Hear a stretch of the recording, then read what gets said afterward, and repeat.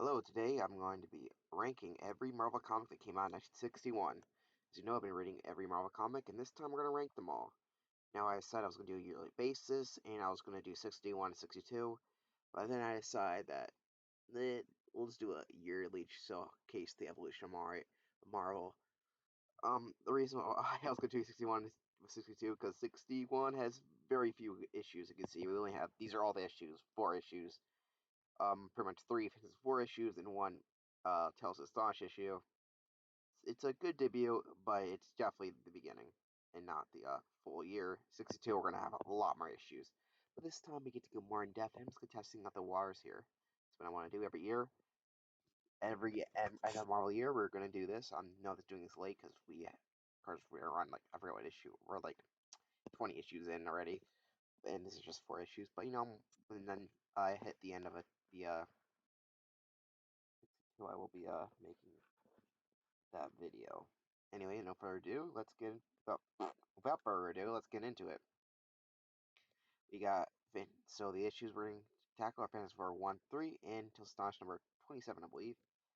And with that, Tales of Astonish number 27 is the worst. Not to say the worst, I mean the least best, because none of these issues are bad. Tales of Astonish number 27 is a very interesting issue. It's the most different one of all the ones I've read so far. It's not written like any of the other ones. It's written like, oh, here's a side story. Here is this guy who turns so small and he kind of screams the whole time, basically about ants. It's really short and it's interesting to see that this will eventually become a superhero comic because it's very different than what we get when we actually get Ant Man. So yeah, it's not bad. It's an interesting read, but the actual Ant Man first appearance, which where he becomes Ant Man rather than Hank Pym, is a bit more interesting, but it's not a bad read. It's more weird than anything. Then you got Fantastic Four number 3. This is I don't think Fantastic Four's first 3 issues are pretty good. Though I'd say this one's the weakest because it has the weakest villain, which is Mr. Miracle, who's kind of forgettable. He just does some random shit basically, and he makes illusions, but they never really go that much into it. Just they look real, and I guess they are. I mean, they usually look like, oh, here's how this happened, but there's really they don't give you any incentive of how he did it. He just does it. He doesn't appear for a while, so he's not that interesting of a guy. They do get their costumes, and Johnny leaves the Fantastic Four, but I feel like next issue after this is way more interesting than what we got here. I do like it though; it's a good issue. And then I have Fantastic Four number 1. I was gonna put this in number 1, but then I thought about it, and what? I think it's better origin issues. It has some of the problems I have with Fantastic Four, even though I really like it. It's easily the best of Marvel so far. One of my problems is that they kind of rush to the origin story. Oddly enough, we get to see it, but like we don't really see them adjust that well. The only one they really focus on adjusting is a thing about compared to the entire story, which makes sense. Trying to be the hardest to adjust, but at the same time, also feels like two storylines that just don't connect.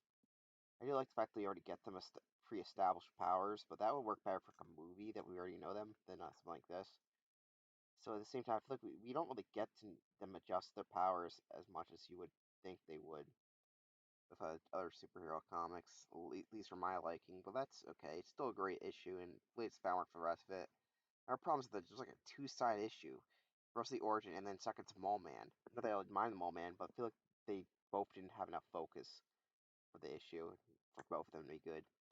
I do like it, but that's my biggest problem. And the number 1 is going to be Fantastic Four number 2. The introduction of the Skrulls. It's a pretty fun story. The way they defeat them is kind of funny, and the way they become cows is just iconic because like it's so weird. But the fact they bring it up a lot apparently in the future comics. This is a weird storyline. They become cows. Yeah, they become cows. I was gonna say this the way they defeat the Skrulls by showing them comics from Marvel is pretty funny. So yeah, that's Fantastic Four, and number 2 is my favorite issue in 1961. I have more to say when it comes to 1962. I'm probably going for these much faster than when I go to 1962 because there are so many issues that